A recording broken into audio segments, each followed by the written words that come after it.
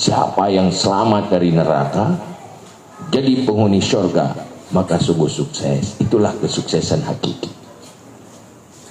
Kalau hidup hanya menunggu kapan jadi penghuni neraka, lebih baik tidak pernah dilahirkan ke dunia, atau lebih baik mati kecil.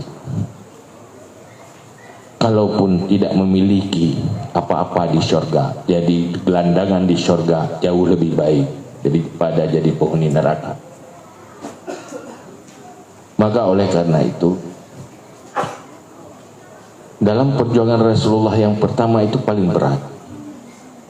Isra Mi'raj terjadi saat tahun yang paling duka bagi Rasulullah. Maka dikatakan dengan Amul Husni, tahun duka. Dalam fase-fase perjuangan Rasulullah sangat berduka Rasulullah. Tahun duka itulah tahun yang ke-8 dari bangkit Rasulullah. Di tahun itulah terjadi Isra Mi'raj. Kenapa Rasulullah sangat duka di tahun itu? Karena perjuangan Rasulullah di awal itu penuh tantangan.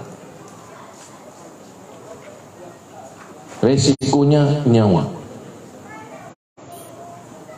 Setiap manusia yang paling berharga yang dimiliki itu nyawa. Yang paling muyum dan nyawa. Menyu berhadapan dengan nyawa gak ada yum harta, tatim tatukar harta begitu nyawa. Nyo kaya dah dia, harta triliun. Tantang lagi. Pusuk nyawa atau kaju harta kalau. Puyo ita kun, ngecok nyawa mentang. Patingai harta. Tak mungkin. Kalau nyawa hilang, semuanya jadi hilang.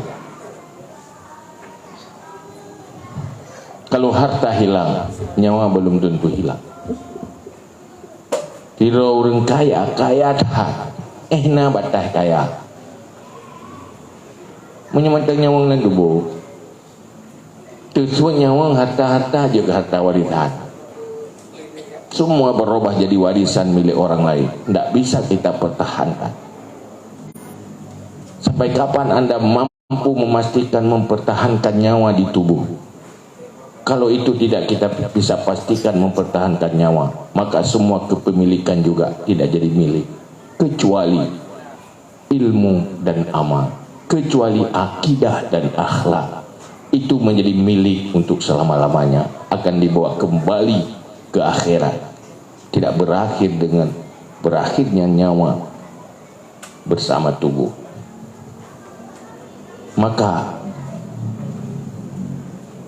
perjuangan Rasulullah itu sebenarnya yang paling penting untuk siapapun. Supaya sukses. Sukses dalam arti yang hakiki. Jika kalian para sahabat,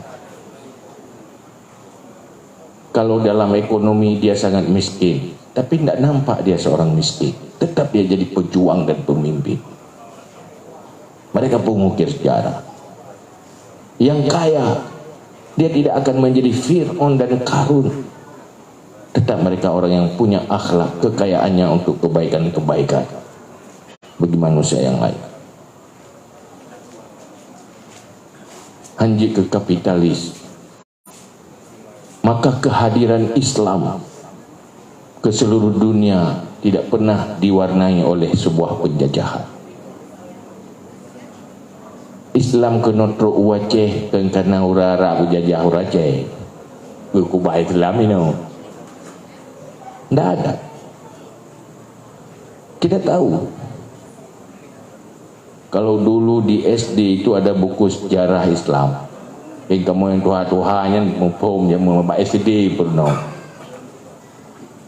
Bawa truk Islam kena dari pedagang-pedagang Arab. Pedagang-pedagang Gujarat, mereka adalah pengusaha, pedagang. Rupanya pebisnis yang bawa Islam Aceh. Tapi pebisnis, tapi di mereka juga membawa agama.